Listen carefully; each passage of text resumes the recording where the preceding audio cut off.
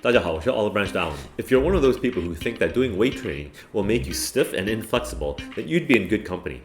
And if you think in this video I'm going to debunk that myth and say that that's not true, then I'm sorry to disappoint you, but there is some truth in that. However, I'm going to explain to you in this video why that's not bad at all, and in fact it's going to help you stay healthier as opposed to the opposite. When we think of someone who does weight training, we usually think of them as being very muscly, with very reduced range of motion in their joints, and walking like they're made of bricks. It's not something that most people want. I get that. But the opposite type, the loose and limber body type, like that of a graceful dancer or a yogi, that seems to be much more healthier on the spectrum. Firstly, it is true that strength training will reduce the range of motion in the joints than if you were to replace strength training with a stretching activity. After all, there is no other exercise that can increase flexibility more than just stretching. Nothing will beat that. Just to be clear, strength training will actually increase your range of motion as long as you do your full range of motion during your exercises. Then if you are comparing with someone who does nothing at all, inactivity, has been shown to reduce your range of flexibility as much as aging does. The biology behind that is because your connective tissues, like your tendons and ligaments, actually change over time to meet the needs of your daily activities. Ligaments and tendons are primarily made up of a protein called collagen. Now, there are over 30 types of collagen in your body, so we're going to be mainly talking about type 1 collagen, as that makes up 90% of all collagen in your body and thus consists of bones and tendons, ligaments, and organs. One of collagen's unique properties is that it is viscoelastic, which is just a fancy term that just means not so elastic. Viscous tissue is tissue that actually does not revert back to its original state when you stretch it. Think of Play-Doh.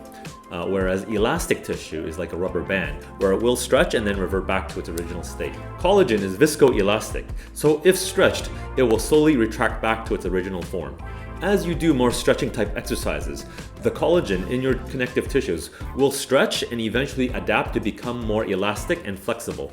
But this happens at a very slow rate because the collagen actually has to break down first, remodel and build itself back up to becoming more of an elastic form. Conversely, if you've been doing mostly weight training or strength training type exercises, the collagen will actually adapt and form more cross linkages, and that will cause more sturdiness and stability in the joints. This allows the joint to be more stable to handle the load-bearing weights. These adaptations to your connective tissues are actually specializing in order to enhance your performance in your chosen field of activity. So if you're trying to do a personal best squat, where the bar is loaded up on your trapezius muscle, then the compressive forces down your spine will be massive. The last thing you want are soft, squishy, bouncy intervertebral discs down your spine.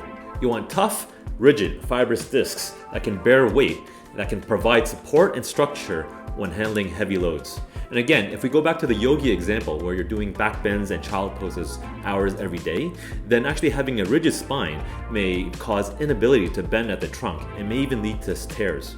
Now, of course, if you're building up so much muscle that actually gets in the way of your limbs coming together, then it might cause some restriction in range of movement. For example, if my biceps were to become huge, then my forearm might not be able to come down to meet my upper arm muscle. But this is not really a big problem for most of us who are not bodybuilders. And my last point is, if you want to still have decent range of motion in your body and still do strength training, then you don't need to worry about this at all, as long as you do the weight training exercises with full range of motion. The exercises by themselves will actually provide the stretching that's required as long as you do the full range of motion in each of these exercises, according to these studies. So although you might not be as flexible as someone who only stretches, by doing strength training, you won't actually compromise your range of motion as long as you do full range of motion in your exercises, and instead you will actually develop stronger, tougher connective tissues that will be more protective and supportive down the road. That's it for today's video. I hope you found that helpful, and as always, please leave any questions or comments below, and I'll see you next time.